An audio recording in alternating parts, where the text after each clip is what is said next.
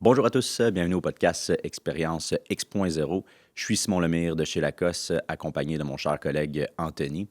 Aujourd'hui, dans cet épisode, on va parler de données, de data, de reporting, la perte du contexte humain, puis est-ce que les données peuvent être ton pire ennemi ou ton meilleur allié, à vrai dire. Donc, on va vraiment démystifier de quelle manière les données peuvent être, nocifs à certains points, mais de quelle manière elles peuvent être aussi bonnes dans un contexte d'affaires. Bon podcast.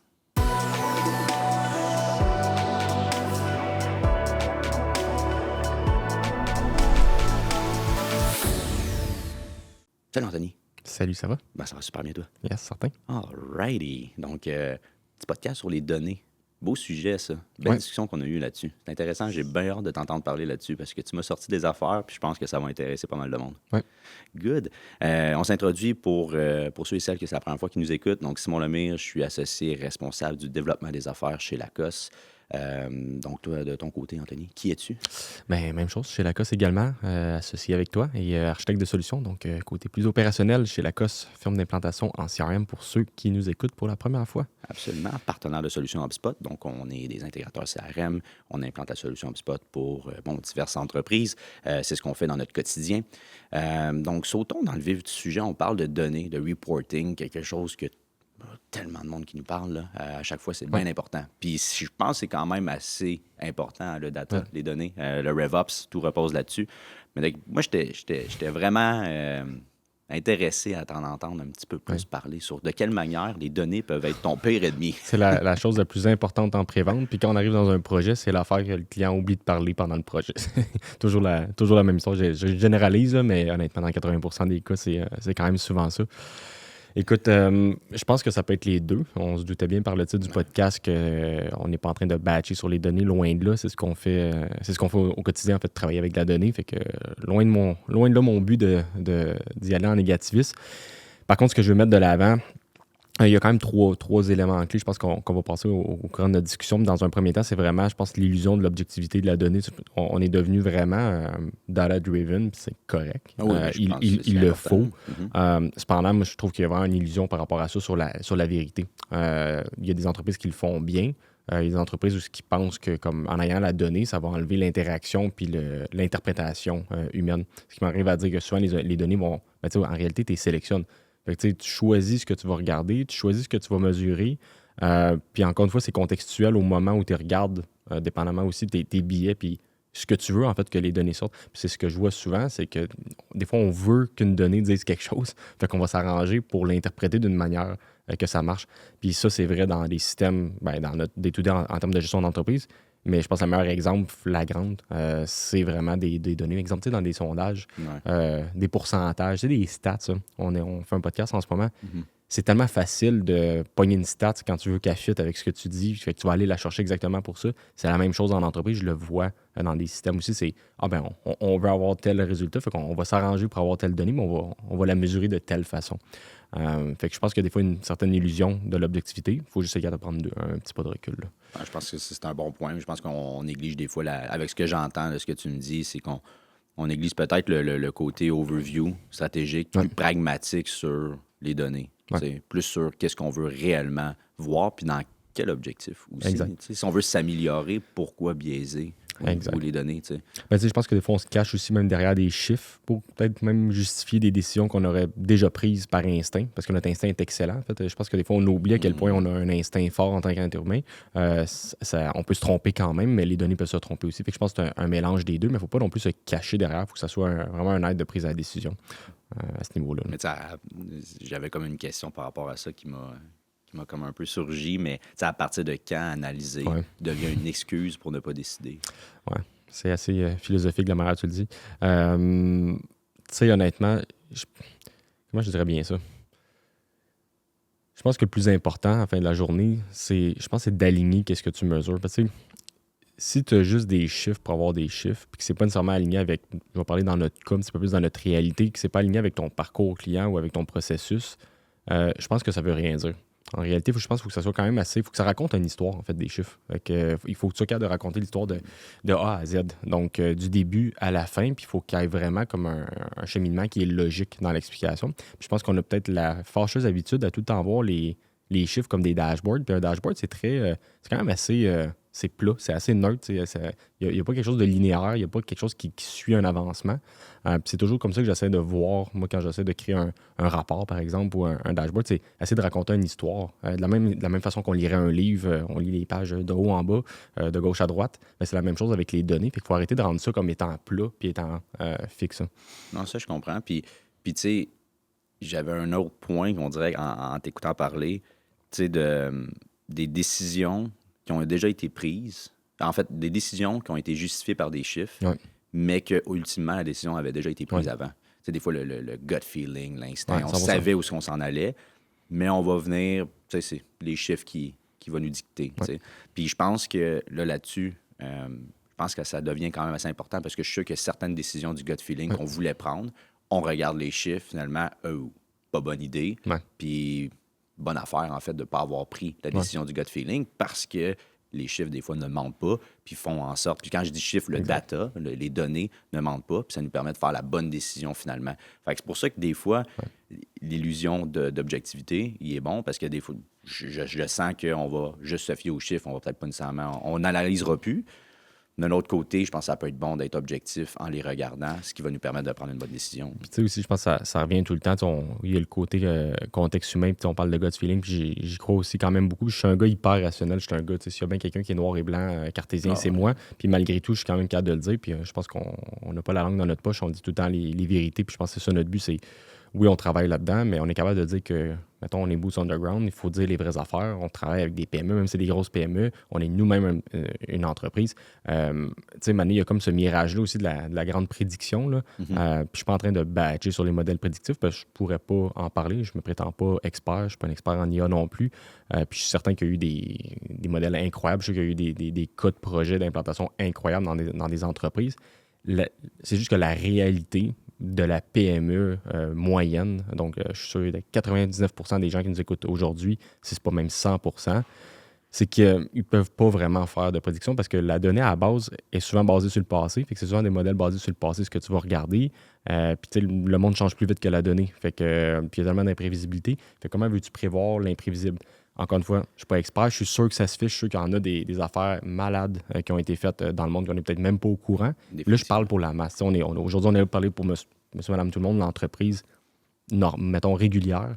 C'est un peu ça l'affaire, fait qu'il faut comme un peu s'enlever ça. Je dis pas de pas le faire, là, c'est un peu l'objectif, mais la réalité de terrain, comme je vois ces entreprises, c'est qu'ils ont un système puis ils pensent que ça va prédire tout leur avenir, mais pour prédire, là, on s'entend, il faut que tu sois connecté, il faut que tu aies quand même tous les facteurs pris en compte. C'est comme n'importe quoi dans la vie. Fait que si tu n'es pas connecté dans d'autres sources, l'outil ne l'inventera pas comme par magie, puis les entreprises ont de la misère à intégrer des fois leur CRM avec leur ERP. Fait que, à un moment donné, je pense que c'est une étape à la J'ai fois. un bon cas là-dessus. C'est exceptionnel. Pas plus tard qu'il y a quelques jours, rencontre en entreprise, puis justement, le mot d'ordre de changer de système, c'est-à-dire de passer de Salesforce à HubSpot dans leur cas, est principalement axé sur le manque de visibilité sur les données. Donc, ils ont des rapports.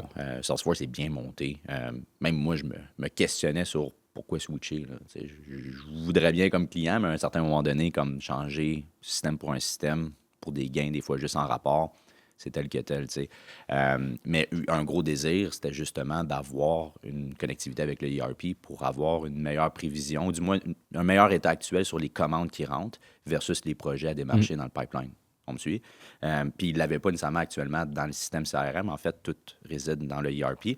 Puis là, on ne corrèle pas nécessairement les données. On pourrait avoir un BI, il y a plein de solutions. Là. 100%. Pour ceux et celles qui nous écoutent, font mais ils pourraient faire ça, 100%. Ils ne solutions l'ont à pas tout. en ce moment. Puis le désir, c'est d'avoir justement cet état actuel-là. Mais le grand désir, c'est d'être capable de forecaster sur un client qui ramène du repeat business. En 2024, en 2023, en 2022, voici par mois le repeat business qu'il a ramené. Ça, c'est des données qu'on a dans le ERP. 100%. Donc, on peut avoir cet état actuel-là. Mais après ça, je dis, moi, mais pour prédire, là, après, tu peux faire sûrement quelque chose, comme tu dis, avec un modèle spécifique, mais très difficile. Qu'est-ce qui dit que le même dit client va racheter pour la même chose le mois prochain, basé sur... Tu as une idée de qu'est-ce qu'il pourrait ramener. Tu as une idée de qu'est-ce qu'il a déjà ramené. C'est-à-dire, là, après, ton équipe des ventes peut capitaliser là-dessus puis dire, oh, qu'est-ce qui se passe? Pourquoi on n'est pas dans les mêmes chiffres ou je vais-tu atteindre ce quota-là ou whatever? Fait qu'il est là où je pense que l'alignement avec l'équipe va être intéressant d'avoir accès à cette information-là, mais très, très, très difficile de le prédire, puis de le prévoir, puis de reposer nos opérations là-dessus, parce que tu en fait, tu peux casser. Là. Si 100%. tu prédis mal puis tu penses qu'il va acheter pour X parce que l'année passée, il a acheté pour X, J'ai vu des cas, là, t'es mort. là, on extrapole, là, mais j'ai vu des cas réels vraiment plus simples que ça, où est-ce qu'il suffit, puis ça arrive vraiment souvent, là. Ce que je remarque, c'est que des fois, dans des projets, c'est comme tout le temps la dernière partie qu'on laisse à la fin, le fameux reporting. C'est comme, ben, on va avoir de quoi de standard ou on a déjà quelque chose, fait qu'on va le répliquer. Mais des fois, on le laisse un peu à la fin, puis il suffit là, d'une petite virgule, d'un plus, d'un moins, d'un multiplicateur de trop dans la petite formule, là. Puis le chiffre peut tout être. Puis des fois, on regarde ça, puis on est comme, tu sais, on prend une décision basée juste là-dessus. Je vois quand même beaucoup d'entreprises qui ne recheckent pas leur dashboard. Si j'avais même une recommandation à faire, effectivement, c'est beau de taper, mais il faut arriver avec des recommandations clés aussi. Tu sais, on en dit souvent de se garder à jour, de se mettre à jour. Mais moi, je dirais, tu sais, au moins une fois, dépendamment de votre grosseur, mais tu sais, une fois par année, là, un petit review annuel de. Tu sais, on fait un review de nos systèmes, on fait un review de bien des affaires. Mais notre reporting, est-tu encore adéquat? Est-ce qu'on a encore est-ce qu'on track les bonnes affaires? Puis ce qui est caché derrière le chiffre, est-ce que ça prend la bonne information? Ouais. Ça arrive vraiment souvent. On le voit chez des clients qui veulent améliorer le reporting. Mettons, quand ils ont déjà un système en place, on va revenir un peu en par après. Puis on nous fait juste ouvrir le dashboard, puis ça peut être en CRM ou dans n'importe quel autre système similaire. Puis on fait juste dire, mais pourquoi ça va chercher où cette donnée-là? Puis pourquoi vous faites, mettons, x2, mettons? Ben, on sait pas. Pourquoi? Mais il a regardé un chiffre qui était vraiment pas vrai. Fait que ça se peut qu'il le regardait depuis un an, puis ça voulait absolument rien dire, puis il savait même pas pourquoi il allait chercher tel champ plutôt qu'un autre. Puis j'en vois quand même souvent des exemples comme ça, puis c'est quand même flagrant, là. Fait qu'avant même de parler d'IA, de prédictif, on parle du bien basic en ce moment, là. Puis ça revient au fait que je pense que les entreprises n'ont pas nécessairement toujours la ressource à l'interne en temps plein. Fait qu'on remartèle tout le temps là-dessus. C'est un peu là le défi. Fait que, à part quand tu as un département, des fois, de données ou une personne qui s'occupe de ça, tu sais, quand tu as set it, forget it, là, puis que tu regardes ça un an après, et je pense que c'est important de quand même toujours re-questionner quand même ce qu'on a mis en place, s'assurer que ça soit quand même à jour, là. Chez Lacoste, on accompagne les entreprises dans l'optimisation de leurs opérations de revenus grâce au CRM HubSpot et une approche RevOps adaptée à leur réalité. Vous souhaitez discuter de votre projet, que vous soyez sur le HubSpot CRM ou non, contactez-nous sur lacoste.com, lakhos.com, sous l'onglet Nous joindre. Retour au podcast. Trouves-tu que généralement les entreprises veulent trop tracker des données? On veut-tu trop de rapports? J'ai les deux j'ai aucun milieu, juste. En fait, j'ai tout le temps les extrêmes. J'ai des hyper comme data-driven avec trop d'affaires qu'on est comme. C'est comme ça fait quasiment pas de sens par le contexte des choses. Puis j'en ai d'autres que c'est on verra avec ça. Puis honnêtement, je suis comme un peu d'accord avec les deux. Pour vrai, j'aurais de la misère à prendre un parti. Parce qu'autant que j'ai mon côté quand même gut feeling sur un côté où je suis comme pour vrai, pour une équipe de taille, d'une petite taille, pour vrai, d'avoir un bon process en place, un bon système. J'en ai vu honnêtement faire des merveilles sans aucun dashboard, juste avec une bonne gestion puis une bonne gestion stratégique aussi, là. Ils ont des meetings réguliers. En plus de ça, ils ont le système qui les supporte. Fait qu'il n'y avait pas tant de besoin de chiffres. Ils connaissent leurs chiffres puis ils les voient directement, mettons, dans un pipeline. Fait que pour certains cas, je l'ai vu, ça aurait sûrement été mieux que de regarder des dashboards. Tandis que pour d'autres, j'ai vu des excellents cas avec des super bons rapports aussi qui avaient été faits, qui se basaient vraiment là-dessus pour faire leur forecast. Je l'ai vu aussi. Fait que non, pour répondre à ta question, je pense pas qu'ils veulent trop nécessairement, là. Moi, je partage le point que des fois, on se perd dans ce qu'on veut aller chercher comme données, puis on fait juste pitcher ça. Ouais. Tu sais, ouais, mais tu sais, c'est ça, on veut savoir taux de conversion ou on veut forecaster. Tu sais, celui, c'est le plus facile, hein, on veut forecaster. Forecaster quoi, en fonction de quoi, c'est quoi les règles, puis d'avoir l'état actuel aussi dans un premier temps, tu sais.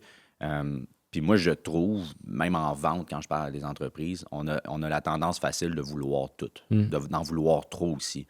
Puis je donne une conférence pas mal la même, là, que j'ajuste un peu ici et là sur le CRM puis le RevOps. Puis moi, il y a un élément, si j'ai un conseil à donner au niveau des métriques, là, puis des KPI, puis des rapports, puis des données qu'on va aller chercher. Tu sais, il y a 4 gros métriques dans les opérations de revenus. Le volume, la valeur, la conversion, puis la vélocité. Puis moi, j'adore ces 4-là. Puis dans chacun de ces 4-là, ultimement, c'est un peu comme un conseil aussi que je donne pour une entreprise qui dit « je sais pas par où commencer » et tout. Tu sais, pas obligé de reporter sur ces 4-là obligatoirement. Prends lui qui est le plus important, puis va chercher une donnée très spécifique sur un objet très spécifique. C'est-à-dire le volume. Sur le volume d'opportunités créées, sur le volume de nouveaux leads qui ont été créés, That's it, that's all. Part avec ça. C'est déjà super intéressant d'en voir, hey, combien on a fait Ouais. cette année. Tu sais, la valeur, même principe, c'est quoi la valeur moyenne de nos opportunités? Tu sais, déjà là, c'est super intéressant. Puis le taux de conversion, si c'est un lead qui convertit en opportunité, c'est une Ouais. opportunité qui est closée en close one, en close loss, super intéressant à voir. Après, tu vas pouvoir être plus granulaire. Mais je trouve que c'est une bonne manière de commencer. Puis mon préféré, qui n'est pas évident à faire, mais mon préféré, c'est la vélocité. Ouais. Tu sais, de closer rapidement une opportunité, que ça soit positif ou négatif, mais avec des raisons, puis avec un suivi qui est rigoureux, ce qui permet d'assurer une certaine traction, puis d'avoir un pipeline en vente qui est santé, avec une bonne hygiène de données, puis qu'on est capable de justement voir qu'est-ce qui est là véritablement. Ouais. Après, plus facile de forecaster, plus facile de prendre des décisions, tu sais. Donc, des fois, je trouve qu'en reporting, ça doit dépendre de la maturité, je vais dire technologique ou des fois de l'organisation. Tu sais, il y en a peut-être, comme tu dis, data-driven, ils ont des départements puis ils peuvent pousser plus loin. C'est sûr que tu t'adaptes à ton Faut que tu contexte. t'adaptes à Regarde, ton contexte. Mais il y a moyen de garder ça simple. Volume, honnêtement, valeur, conversion, vélocité. honnêtement, vraiment. Puis un point aussi que je vois souvent, c'est que je trouve que ça manque de contexte. Même depuis tantôt, ce qu'on parle, on va parler, mettons, de rapport, de tableau de bord, mais la donnée n'a pas nécessairement un lien qu'un rapport et un tableau de bord. Fait que, tu sais, la donnée peut être Ouais, je aussi suis d'accord avec toi. accessible contextuellement. Fait que plutôt qu'aller consulter, moi, je suis pas un fan de dashboard de nature, honnêtement. Parce que je trouve que ça manque de contexte. C'est bon pour un overview. Puis souvent, ben, les équipes terrain, mettons, la personne qui fait le travail, mettons, là, soit quelqu'un qui traite des commandes, qui close des deals, souvent n'a même pas accès ou voit même pas ces rapports-là.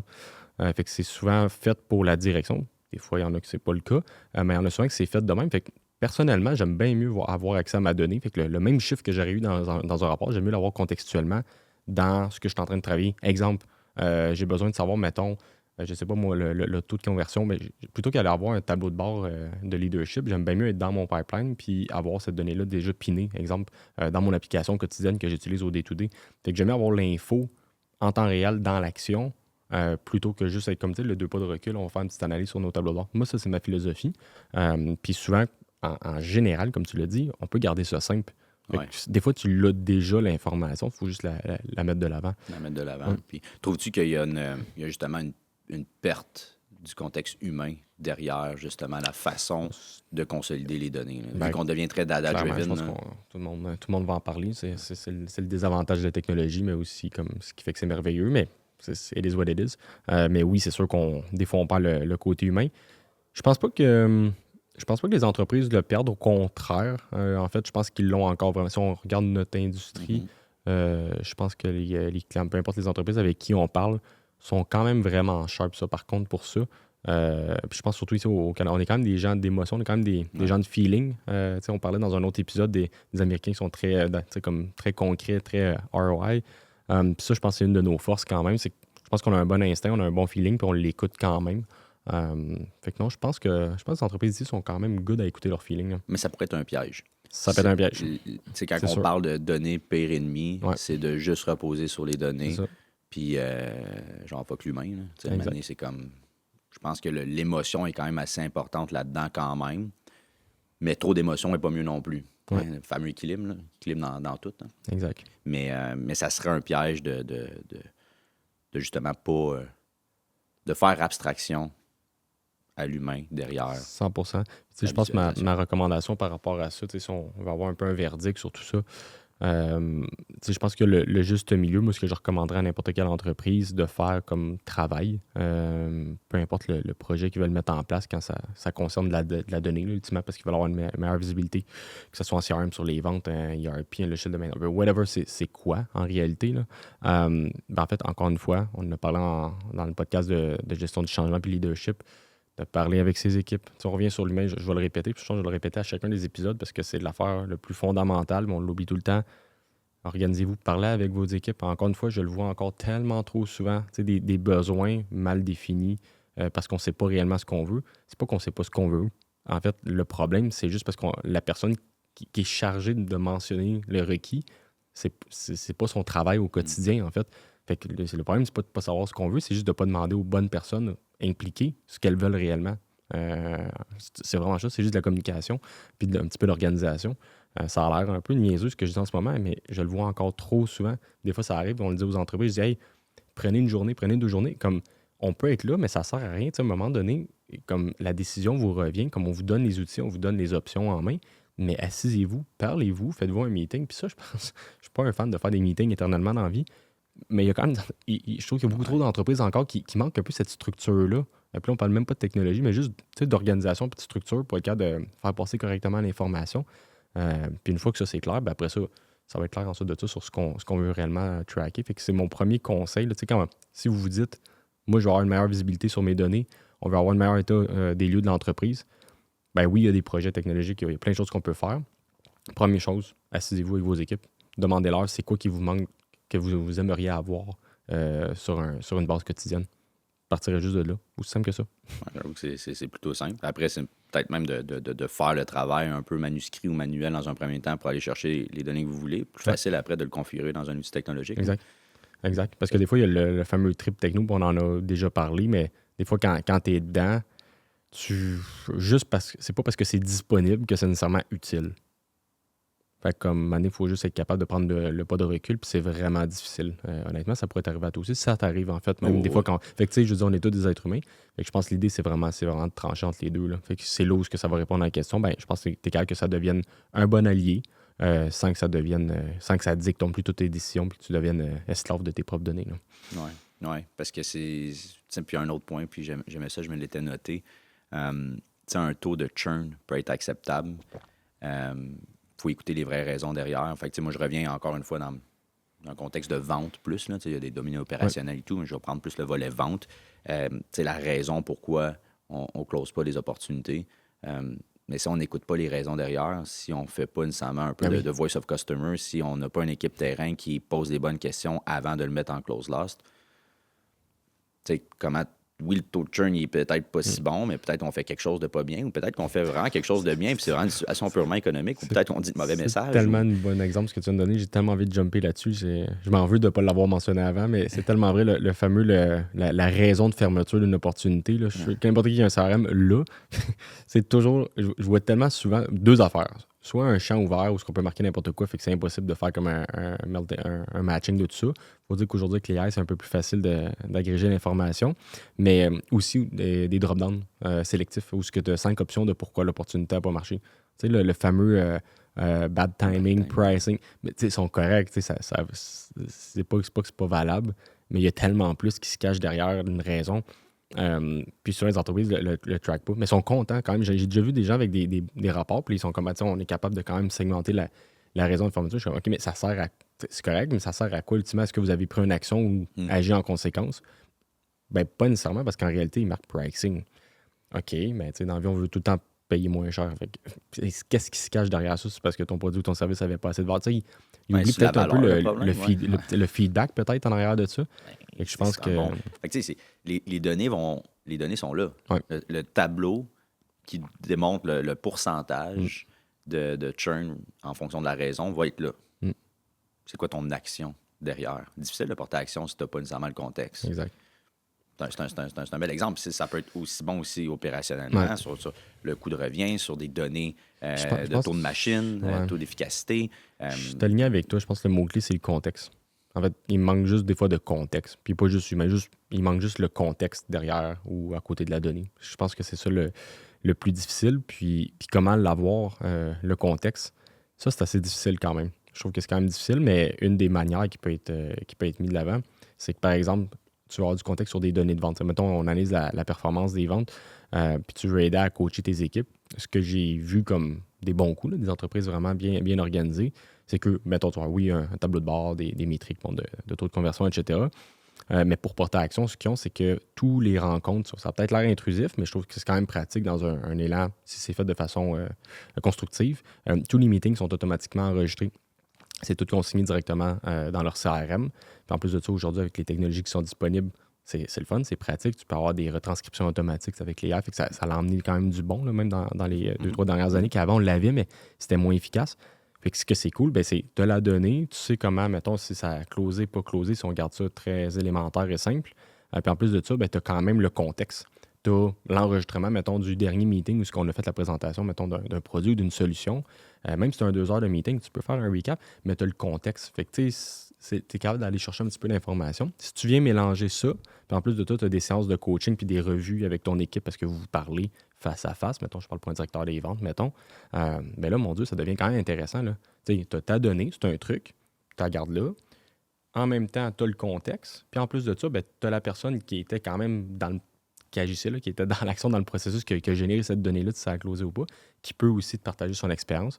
Puis je pense qu'on a Dialoguer, tout à gagner de suivre ce modèle-là. Moi, je trouve ça tellement brillant quand je vois des entreprises le faire. Puis c'est simple, là, ça prend pas des grands projets, ça prend pas des grandes plateformes. Tu sais, ça se fait, c'est quand même accessible à tout le monde qui nous écoute en ce moment. C'est ça que je trouve qui est intéressant.